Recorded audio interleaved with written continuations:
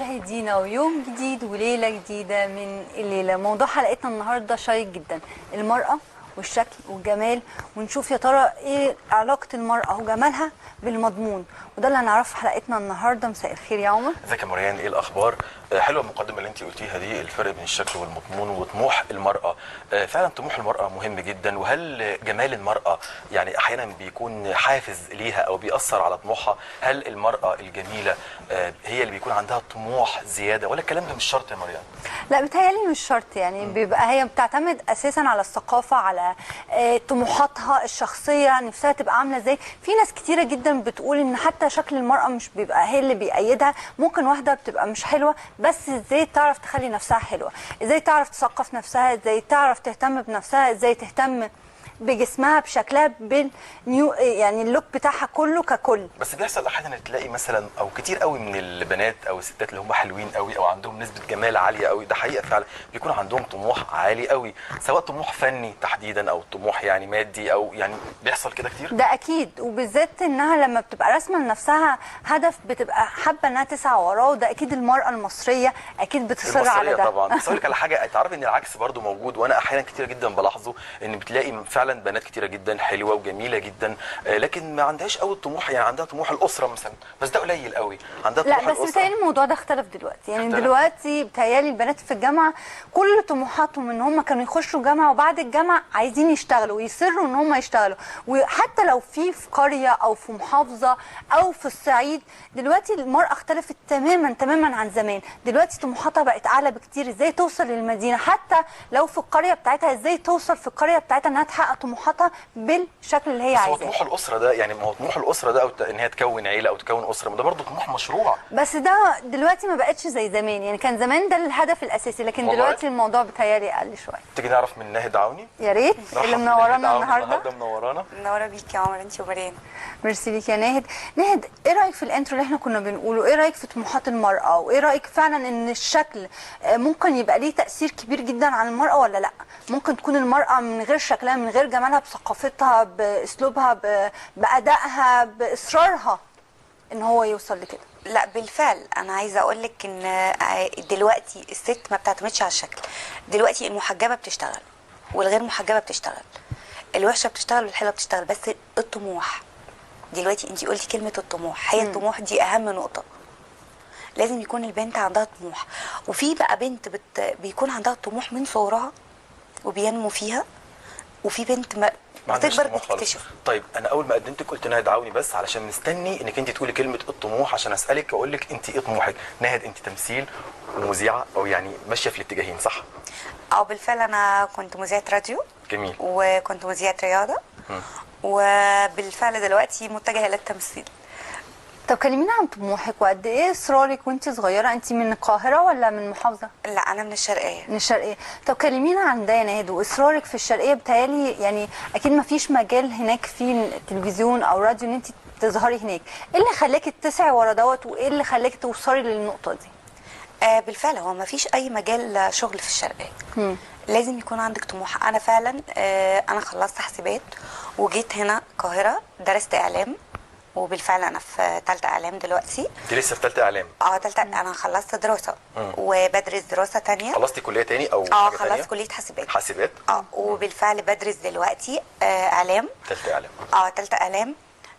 علشان ده طموحي من وانا صغيره. ومع ذلك بتشتغلي برضه؟ كنت مذيعه راديو بشتغل جنب الاعلام من وانا في اولى اعلام بشتغل، لكن انا ابتديت حياتي كلها 2009 وانا في ثانيه جامعه. ابتديت صحفيه كمان. كنت صحفيه. انت اضطريتي انك انت مثلا تيجي هنا، سبتي الشرقيه وجيتي مصر؟ لا بالفعل يا عمر، الشرقيه متوقفه على الصحافه. الميديا كلها مش متواجده تمام. في مصر هي الميديا كلها. هي كل الاتجاهات، بس مش زي الحياه وردي. انا كنت متخيله ان الحياه تيجي هنا وردي بقى، وانك تلاقي الشغل ويبقى ومستنيكي. لا على طول معروف فعلا خالص. الانسان بينزل من محطه مصر بيمضي عقد يعني. لا ده انا عايزه اقول لك، ده انا متخيله وانا في الشرقيه ان انا هلاقي اللي انت بتقوله ده يا عمر. لا بالفعل خالص، انا جيت هنا وابتديت يعني من تحت الصفر زي ما بيقولوا. ابتديت. لقيتي صعوبات، وبالذات انت امراه، لقيتي صعوبات ان انت حد جاي من الشرقيه تواجد هنا في القاهره، ايه المعوقات اللي انت شفتيها كامراه؟ هو في الاول كلنا بنقابل صعوبات. طبعا انت بنت ولسه صغيره، ولازم تكون عندك هدف، ولازم يكون قبل ده كله تعملي حدود، بالذات في جو الميديا. بالظبط. عملتيش حدود خلاص، انت يعني عداكي كل حاجه. لازم تعملي نفسك كاركتر، ولازم ترسمي لنفسك خط، مش تمشي تخبطي في كل حاجه. جيتي لوحدك يا ناهد؟ انت جيتي معاكي اسرتك؟ لا، جيت انا والاسره. يعني انا بالفعل انا اخواتي هنا متجوزين. يعني احنا 4 بنات، 3 متجوزين هنا في القاهره وانا الصغيره. جيت انا وماما بس. يعني ما فيش مع اخواتي، بالفعل والدي متوفي من وانا في اولى ثانوي. فاضطريتي انك انت تجيبي معاكي والدتك؟ طبعا، لان احنا عندنا لسه برضو العادات والتقاليد اللي ما ينفعش بنت تروح تقعد في بيت لوحدها، ما ينفعش في بيت طلبه. لا، هي لسه في عندنا العادات والتقاليد. شايفه ان المذيعه بيبقى لها متطلبات حاجات معينه في الشكل؟ احنا عارفين ان انت مذيعه اذاعه، بس احنا نتكلم في شكل المذيعه اللي بتظهر على الشاشه، بيبقى لها متطلبات معينه، شكل معين، طريقه اداء معينه؟ طبعا، لكل حاجه ليها شكل، للفن ليه شكل، للاخبار ليه شكل، للرياضه ليها شكل. كل انثى وحسب شكلها، حسب الكاركتر اللي قدام الكاميرا. طب كويس قوي ان انت فتحتي الموضوع ده، لان الموضوع ده بيخصنا كلنا طبعا. وليه علاقه ان احنا كلنا بنعاني وبنشايفين برضو ان في مساله فيها شيء من العشوائيه الى حد ما. انت قلتي مثلا الاخبار ليها شكل، بنتكلم على الانثى مش بنتكلم على الراجل تحديدا دلوقتي. بالفعل. طيب بالنسبه مثلا لمذيعه الاخبار، وانت اشتغلتي مذيعه اخبار راديو، بالنسبه لمذيعه اخبار مثلا في محطه فضائيه، انت شايفه ان هي مواصفاتها كبنت المفروض تبقى عامله ازاي؟ لا، لازم تكون راجل. هو انا بالفعل عملت انترفيو مذيعة اخبار في قناه، بس بالفعل ما لقيتش نفسي فيها. ولا حتى القناه لقيتني فيها. اللي هو لازم ليها قاعده معينه، ليها طريقه. اللغه العربيه عندها عاليه جدا طبعا. عاليه جدا. ما فيش عندنا زي القاف والكاف وكم، لا، والجيم والحاجات دي. القاف قاف، والكاف كاف، والسين سين. واقول لك على حاجه يا نهاد كمان، يعني والتشكيل في اللحظات، في الحروف. حتى يا مريان مش شرط ان مذيعه الاخبار ممكن تبقى مثلا مش حلوه، بالعكس ده المفروض ان هي تبقى على درجه عاليه جدا من الجمال، لكن هي شخصيه. يعني بنشوف مذيعات اخبار في قنوات ما شاء الله مشهوره جدا، بنشوف درجه عاليه من الجمال قوي، لكن في شخصيه وفي لباقه وفي حضور. اهم حاجه اللباقه. اللباقه تفتح، ما انت ممكن على الهواء خبر يقع منك. لازم تعرف يكون عندك السرعه، البديهه. لازم السرعه في الاداء. ازاي تتوه، ازاي المشاهد ما يغيبش عنك كده. ولازم تقفل في نقطه. المذيع مش يعني تدارك الموقف نفسه. لا، المذيع لازم ما يقولش وبس، يعني مش مستنى الجمهور يستنى حاجه بعد كده. لا، المشاهد بالفعل لازم ينهي. جم عليكي تساؤلات وقالوا ان انت عملتي عمليه تجميل، انت بتؤمني بده ولا لا؟ احنا عارفين ان انت ما عملتيش عمليه تجميل، بس اتكتب عنك الموضوع ده خالص. اتكتب عنك ان ان انت ظلموكي كتير، وقالوا ان انت عملتي عمليه تجميل وانت ما عملتيش. والله بالفعل من يوم ما جيت من الزقازيق، هو ده شعري، وهي دي مناخيري، وهي دي شفايفي. بس في عمليتين تجميل حصلوا؟ لا والله يا عمر، انت عرفتي يا عمر. ما حصلش خالص فعلا؟ لا والله ابدا. حاجه بسيطه كده؟ لا خالص. خدود؟ لا خالص. والله خالص، كل حاجه طبيعيه. هم قالوا عملت مناخيري وركبه اكستنشن. اوكي، اكستنشن مش مشكله يعني، مش عادي. لا، مش عادي. بس بالفعل انا حتى كل اللي يعرفني انا من قبل ما اخش الميديا انا شعري طويل جدا. لا، انا قصيت دلوقتي. واكيد عارفين طبعا بنات الشرقيه يعني. طبعا جميلات. بنات الشرقيه مشكله طبعا. ما فيهمش حد وحش خالص. لا، والمنصوره برضه عشان بتوع المنصوره ما ياكلوا الناس. المنصوره جامدين جدا. لا، المنصوره والشرقيه، فاحنا واخدين الخط ده، وانا اصلا من الزقازيق. فانتي متخيله، فحرام ان هم يظلموني بموضوع العمليه. حتى المخرج عندنا برضه عايزين نضيف ان المخرج اسامه خيري من الشرقيه. بالظبط. ده اكيد الشرقيه كلها والبنات الشرقيه. تحيه الشرقيه. لا، تحيه الشرقيه لكل الشرقيه طبعا. هي بلدي واتربيت فيها لحد 22 سنه. انا 25 سنه. انا مشيت من الشرقيه 2012. تمام. يعني ده مش من بعيد. انا جايه بقالي 3 سنين ونص القاهره. طب اما جيتي القاهره، تواجدك في القاهره حسيتي باختلاف، وحسيتي ان انت كنت المفروض من زمان قوي ان انت تيجي هنا القاهره عشان تستقري اكتر، عشان تعرفي الشخصيات؟ المحافظه بتبقى مختلفه تماما في الشخصيه عن تواجدك في العاصمه نفسها في القاهره. بالفعل. بصي اقول لك يا مريم، دلوقتي الشرقيه بقت بلد متحضره جدا. الزقازيق بالفعل هي بلد متحضره جدا جدا. بس انا ما حسيتش ان فاتني كتير كمظهر او شكل. اللي فاتني ممكن كعلاقات تعاملات. وشغل. كعلاقات وشغل هو ده اللي فاتني. لكن كستايل او شكل انا زي ما انا، وزي ما جيت من الزقازيق ما اتغيرتش في اي حاجه، مش حاجه خالص نهائي اتغيرت فيا. هو انا ناهد يعني زي ما انا. نرجع تاني لمواصفات الصح في المذيعات. احنا خلصنا الاخبار، دخلنا في فن وفي رياضه. انت قلتي 3 امثله، بص ازاي فن ورياضه منوعات او كده، اخبارهم ايه؟ ايه المواصفات اللي انت شايفاها الصح من وجهه نظرك انت؟ الفن دايما بحس بصراحه، يعني مش عشان انا بنتمي للفن، بحس ان دايما مذيعه الفن ليدي. هي مذيعه اتركبت ان هي تقدم فن. دايما ما تحسسش نفسها ان الممثله اللي قاعده قدامها اعلى منها كنسبه جمال او ثقافه او شياكه او حاجه. هما لازم الاثنين يقارنوا بعض، لازم الاثنين يكونوا زي بعض. دي هتواجه مقارنه، هتخش في مقارنه. طبعا لازم تكون قد الموضوع او حتى تكون يعني مذيع فني ومنافسين. لا طبعا. اول انا هتقع من الاخر كده. هتقع بالفعل، هتقع يا عمر. ازاي اصلا انا اكون قاعده دلوقتي ومريان قدامي، انا بص المريان اصلا المشاهدين هياخدوا بالهم كل شويه بص مثلا للكالو بتاع اوكي للبنطلون. وده حصل فعلا من ساعه ما دخلتي، انا ملاحظ الموضوع. لا يا لا ده هي جميله. لا انت جميله فعلا. طبعا معاكي حق حبيبتي يا فعلا. ميري. مذيعه الفن فعلا لازم تكون عندها مواصفات ان هي ما تكونش حاسه يعني بنقص منافسه أو او بنقص. برافو عليكي. صح. دي لازم يكون فيها. مذيعه الرياضه تخصص قوي بقى. الرياضه دي انا انت عارفه انا بتكلم عن الرياضه، انت عارفه انا بتكلم عن الرياضه دايما. مذيعه الرياضه اللي هي المفروض ان هي تكون اقوى بكتير جدا من مذيعه الاستوديو كمان المراسله، طبعا سواء في الملعب او في بطولات او في حاجه. انا عايزه اقول لك يا عمر، انا اشتغلت 4 شهور مذيعه رياضه. تمام. ما كانش حد بيصدق. بس انت كنت شاطره في الرياضه، يعني انت كان عندك معلومات وخلفيه قويه. يعني انا واحده من الناس انا ما اشوفش نفسي ابدا مذيعه رياضه. انا ما كنتش شايفه نفسي كده بالفعل يا مريم، بس دخلتي قلتي هو مجال حلو لما تخشي. انا جربت كله. بس صعب، انا لا ما اقدرش. انا لما كنت مذيعه راديو كنت مذيعه حب. ايوه يا سلام. يعني انا عايزه اقول لكم بقى على حاجه خالص. انا ولا كان اما جيت هنا ولا كان في دماغي حب ولا رياضه ولا فن. كلام سهل قوي يعني، بكل الحب والنهارده الحب وبكره الحب. يا عمر لا يا عمر، ده مشاعر واحاسيس، ما ينفعش كلام علشان الجمهور يحس. مشاعر واحاسيس، ده حتى الدوله دلوقتي يعني بتمشي كتير جدا بالحب. طب نسيب دلوقتي موضوع الحب، خلينا نتكلم على تخصص تاني مثلا مذيعه اطفال. ما فكرتيش؟ ما هو انا لسه ما كملتلكش في كلامي. اتفضل.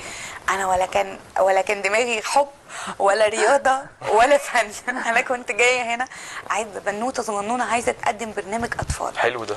وحضرت فكره وبالفعل، بس لقيت فعلا ان هنا في بلدنا مفيش حاجه اسمها اطفال للاسف. كان نفسي اعمل برنامج مكارم الاخلاق. حلو. ازاي الطفل يتعلم من صغره الاتيكيت والبرستيج؟ ازاي فين زمان احنا كنا في المدارس. زي انا عايزه اقول لك على حاجه، كنا ناس عاديين جدا، ناس كنا من طبقه متوسطه. بس تيتا كانت دكتوره بقى لازم الشوكه والسكينه، لازم تاكلي بطريقه معينه، واوقات الغداء والاحترام، اوقات الفطار والاحترام. دلوقتي انا واحده من الناس عشان ما اكذبش، انا بصحى من النوم الساعه 3. فين الفطار بتاع الساعه 8 الصبح الصحي اللي هو صح؟ نفسي بقى الاطفال يتعلموا كده عشان يطلعوا كده. احنا اتعلمنا كده بس ما طلعناش كده. بس جربتي انت مذيعه اطفال ولا لا؟ لا ما اتاحتش الفرصه. لا ما بس انت عارفه ان دي من اصعب المذيعين، ان انت تاثري على الطفل.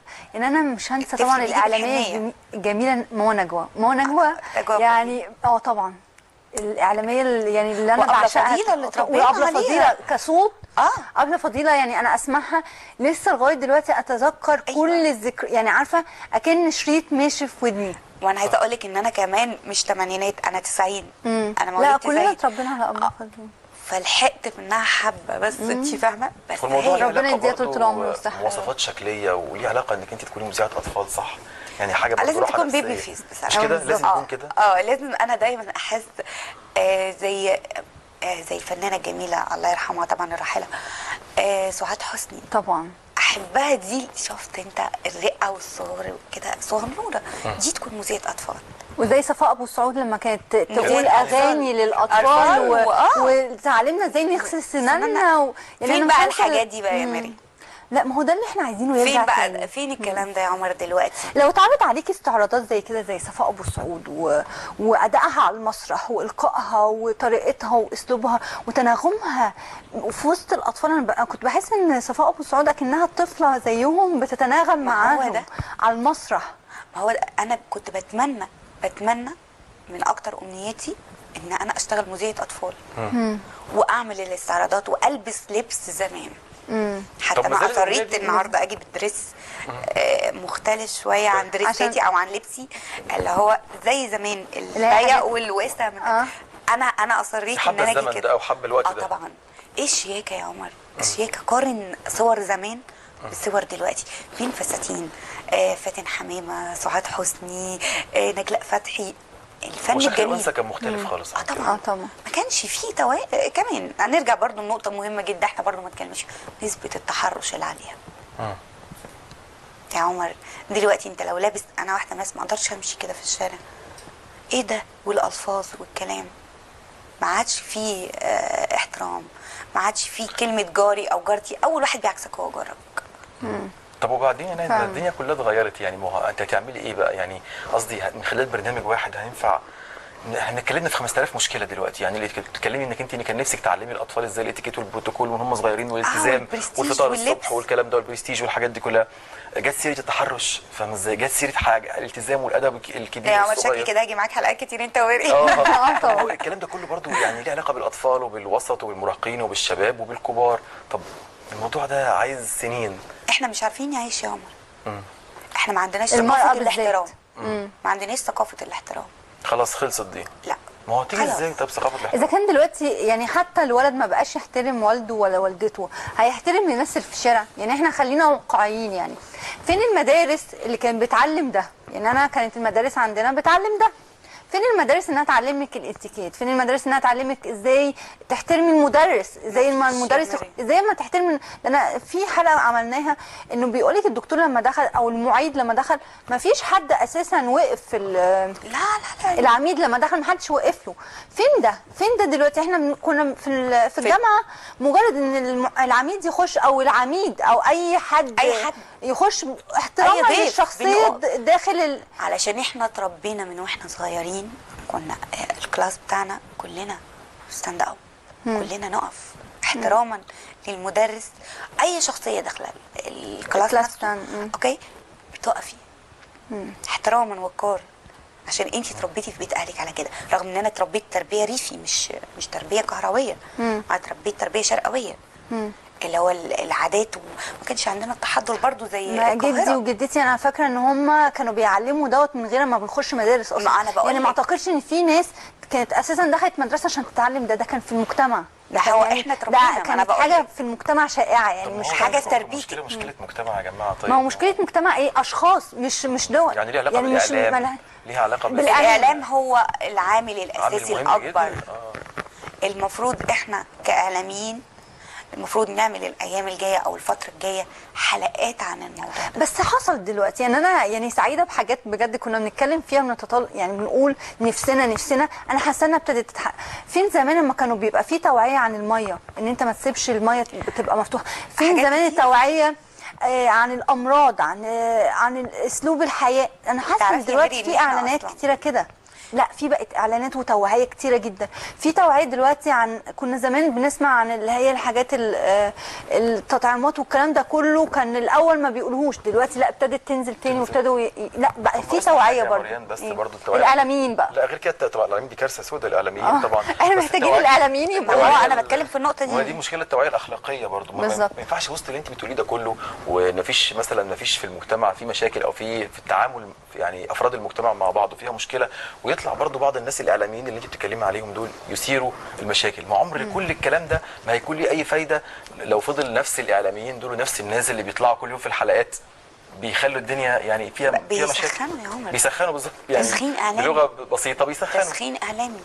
انا فعلا نفسي في الاعلام بتاع زمان. فاكره زمان القنوات كانت الاولى والثانيه والثالثه، وايه بقى اللي كان يكون عنده تلفزيون ده بقى يبقى باباه حد كبير في البلد.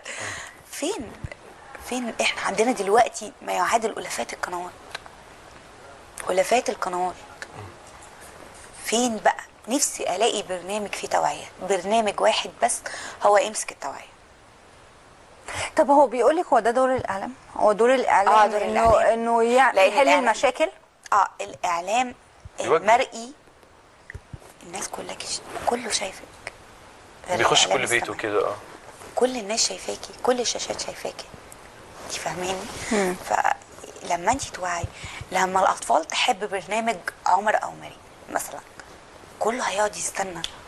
وبرضه لازم نختار وقت مناسب للبرنامج، وقت مناسب للطفل. يعني يكون خلص مثلا الهوم ورك بتاعه وخلص الدروس وخلص حاجته، ففاضي ان هو يقعد يتفرج على البرنامج عشان مامته ما تعاقبوش. كل ما الطفل يحب البرنامج، كل ما مامته هتعاقبه تقول له مثلا لو ما عملتش كذا هتحرم من انك تتفرج على البرنامج كذا، زي زمان. هو بقى في برامج للاطفال دلوقتي ما هو عشان ما فيش، ما نحرمهم؟ أنا بتكلم في احنا النقطة دلوقتي دي في من خلالك. قنوات دخيله علينا للاطفال بتعلمهم حاجات، ثقافات مش ثقافتنا اصلا. لا وانا مش شايفه ولا قناه مصريه عامله برنامج، فيش ده ولا كله قناة مصرية. كرانيش وكله براعم وكله حاجات كله حاجات قنوات سعودية. خاصة، بالظبط. لا وبالفن خليجية. خليجية. نرجع لانك انت يا نهاد على المستوى الشخصي، نسيب شويه موضوع الاعلام برضه لانه هنرجع له تاني، لانه هو الليله يعني اعلام. الدنيا اصل موضوع الاعلام ده او المشاكل اللي حاصله في البلد يعني هتاخدنا اكيد. نهد عوني تحديدا انت، موضوع التمثيل مثلا، انت قلتي برضه على موضوع مذيع وكده، انت عندك طموح في موضوع التمثيل، انت نفسك انك انت بس انت تاخدي تجارب؟ جيت في نقطة صعبة أوي يا عمر. ليه بس؟ انا هقول لك عليه، أول مرة أعترف بيها لحد. يلا هعترف لك أنت. اعترفي بقى. أنا وأنا صغيرة كان أمنية حياتي أطلع ممثلة. كنت أروح دايما لقصر الثقافة في الأجازات، وأروح ومسرح الجامعة. وأنا صغيرة في ثانوي كنت أروح مسرح الجامعة، جميل. واحضر بروفات واشتغل وكل حاجه. بس كان امنيه حياه بابا الله يرحمه ان انا كنت اطلع اعلاميه. فانا اتكيت على نفسي او اشتغلت على نفسي كاعلام، ونسيت طموحي او حلمي اللي انا كان نفسي احققه. ولحد دلوقتي؟ دلوقتي اتاح لي الحمد لله الفرصه، وان شاء الله قريبا يعني هدخل المجال. ان شاء الله، وان شاء الله بإذن داخله الله. حاجه قريب. بس تخش برجلك اليمين بس. لا ما تخافش، تسمي هو انا ما أهم اقدرش شيء. اخش غير برجلي اليمين. ما عندناش احنا الرجل الشمال. بس يا مريم فان شاء الله يعني قريبا باذن الله يعني نشوفك على الشاشه قريب في حاجه خاصه ليكي، نفس الحاجات اللي انت عايزاها، نفس الاهداف، نفس الحاجات اللي انت نفسك تقدميها فعلا. نفسي، بس انا لحد دلوقتي ما اتاحش ليا الفرصه ان انا الاقي برنامج اطفال. انت مركزه قوي في الموضوع. نفسك عشان نفسي يا عمر، رغم ان انا علاقاتي فن حلوه جدا، يعني الحمد لله كعلاقات فن كويسه جدا، وعلاقاتي بالناس كلها صداقه مش شغل، كصداقه. لكن انا بتكلم كاطفال، نفسي ارجع الزمن، زمان. تعالي انا وانت نرجع الزمن ده تاني، ونفسنا نبقى زي. ونفسي فعلا مصمم ازياء يكون جميل، يتبنى موضوع لبس الاطفال او لبس مذيعات اطفال بالذات. طب احضري معانا بقى الفقره الثانيه، احتمال تشوفي اللي انت عايزاه ده. ايه رايك في الفقره الثانيه نشوف مصمم ازياء يكون جميل؟ مش مصمم ازياء، هو ميك اب ارتست. وميك اب ارتست كمان. بس هيكون لي علاقه برضو يعني بالموضه وبالجمال والحاجات دي كلها. تمام يا عمر، اكيد يعني، واكيد نطرح عليه فكره. ناخد راي برضو في موضوع تصميم الازياء الاطفال وميك اب مذيعه الاطفال. ده اللي هنطرحه ان شاء الله. ناهد عوني، بشكرك ان انت كنت منورانا النهارده. انا بشكركم طبعا، يعني انا سعيده جدا جدا ان انا اتكلمت معاكم النهارده، واتكلمت في حاجات كتير، واتكلمت في حاجات متنوعه ومختلفه. بس قريبا ان شاء الله اكون معاكم تاني. باذن الله. احنا سعداء بيكي، وبنقول لمشاهدينا لسه حلقتنا ما خلصتش، هنطلع فاصل سوا ونكمل بقيه فقراتنا.